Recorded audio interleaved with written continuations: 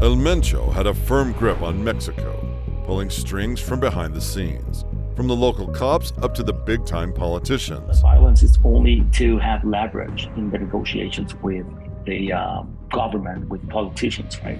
They create these kind of chaos to go and sit with a local politician and say, like, okay, do you want more, or shall we negotiate this?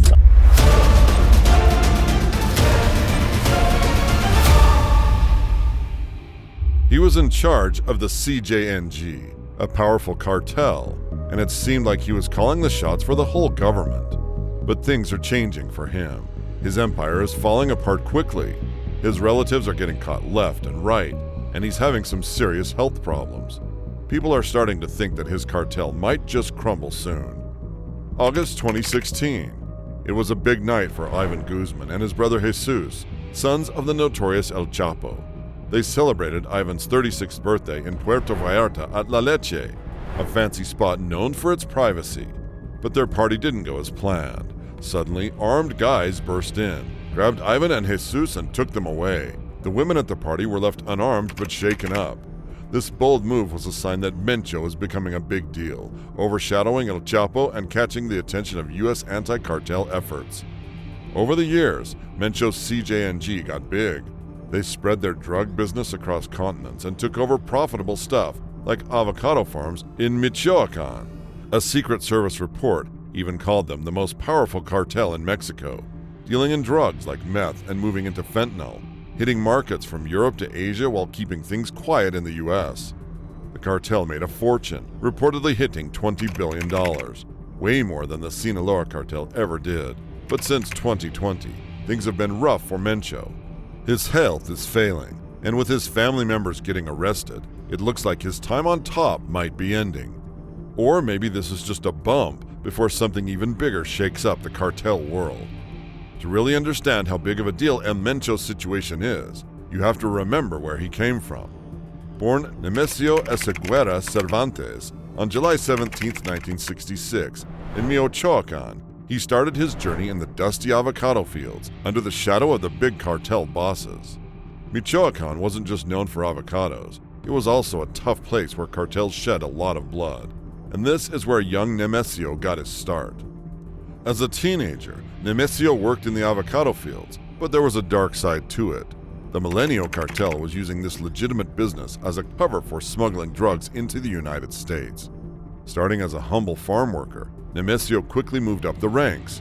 By the time he was 18, he headed north to California, where he switched from avocados to dealing heroin and meth. Despite some run-ins with the law and being deported back to Michoacan, he only went deeper into the crime world, eventually picking up the nickname El Mencho. When he returned to Michoacan, the criminal scene had changed with the rise of the fearsome Los Zetas.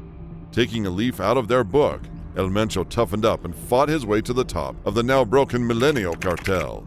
In the late 2000s, a deal with El Chapo helped him take over Sinaloa's operations in Michoacan and Jalisco.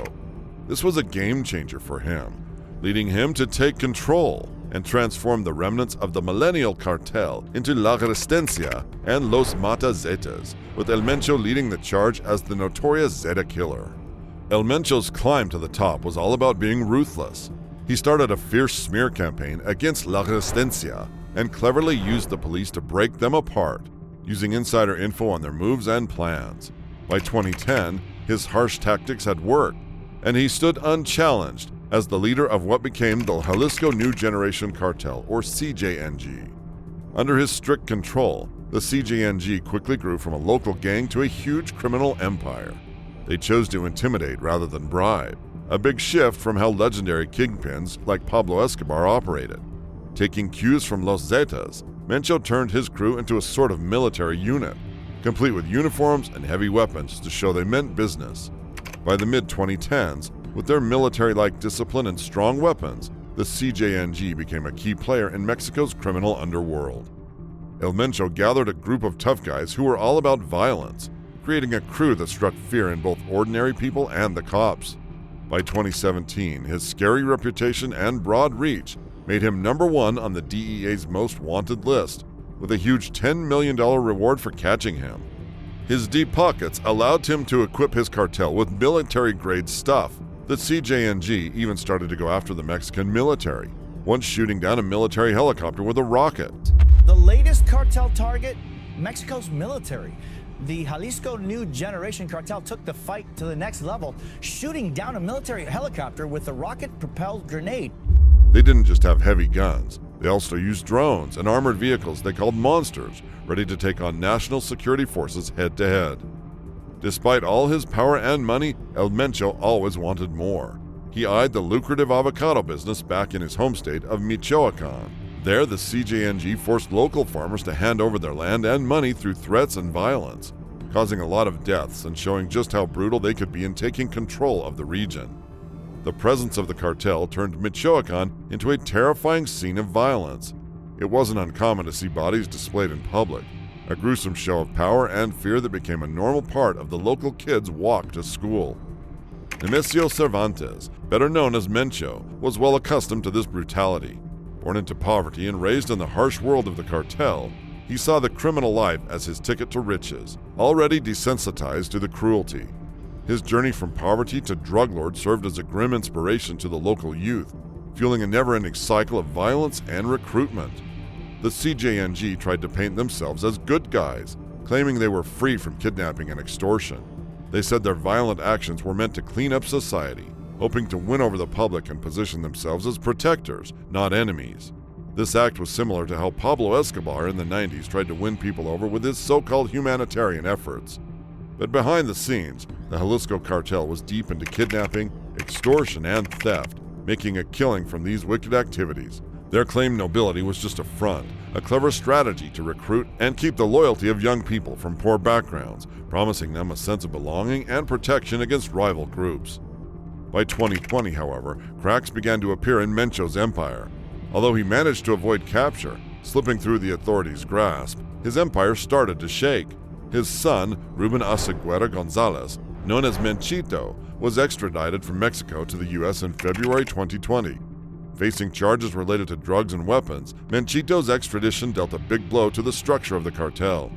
El Mencho, with a huge $10 million reward for his capture, kept dodging the authorities like a ghost. Bob Bell from the DEA mentioned that locking up Menchito really messed up the cartel's plans, cutting off one of their main guys.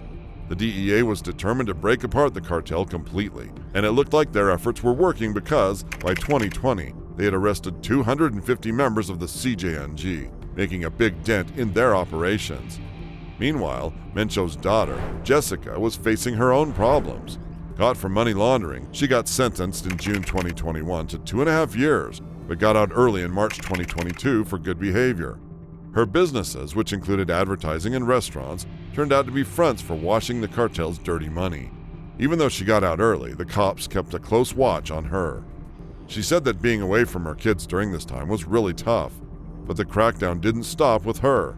In December 2022, another family member, Mencho's brother Antonio Aseguera Cervantes, was nabbed by the Mexican army and other forces in Jalisco. He was caught up in a bunch of crimes like money laundering and stirring up violence against other groups. He was a big player in handling the cartel's money and planning, showing just how deep the family's criminal roots went.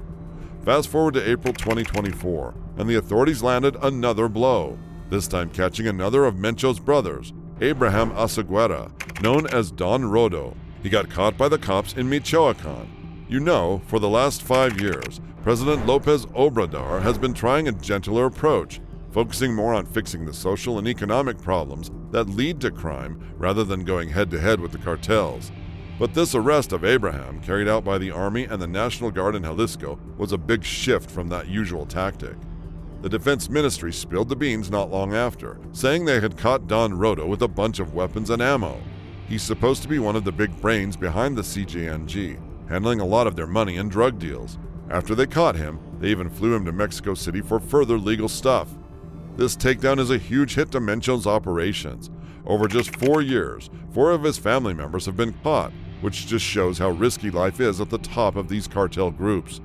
Trust is super rare among these cartel bosses because they're always looking over their shoulders, expecting a stab in the back or betrayal just like the ones that helped Mencho rise to power in the first place. And it doesn't help that there are whispers about Mencho's health going downhill. Back in 2020, there were talks about him building his own hospital, in a place called El Achuihuatal to deal with his kidney disease. By December 2023, people were scared he might have had kidney failure, keeping him locked up in his hospital and weakening his control over the cartel. To top it all off, in February 2022, there were these banners all over Colima from Jose Bernabe Brizuela Meraz, known as La Vaca, who used to be tight with Mencho but then turned against him. He was declaring Mencho dead, stirring up all kinds of trouble and possibly signaling some nasty changes within the cartel. These rumors started floating around back in 2020, creating distrust among the cartel members. Some thought Mencho had just stepped back, but others were sure he was gone, hinting at a huge shift in the power dynamics of the underworld. When loyal folks start jumping ship, it shows they don't trust the cartel's power anymore. An insider spilled the beans, saying, talk of Mencho's serious illness or even death started popping up around 2020. I talked to 2 mid-level bosses. One brushed off the rumors, saying Mencho just stepped back a bit, while the other was sure he was in bad shape or even dead. Even with all of this, the DEA still has a $10 million reward on Mencho, which means they are unsure what's happened to him yet. He's probably hiding out in his mountain hideaways, dealing with his health issues and losing his hold on power. The CJNG is still strong in Mexico, but its leaders are dropping like flies.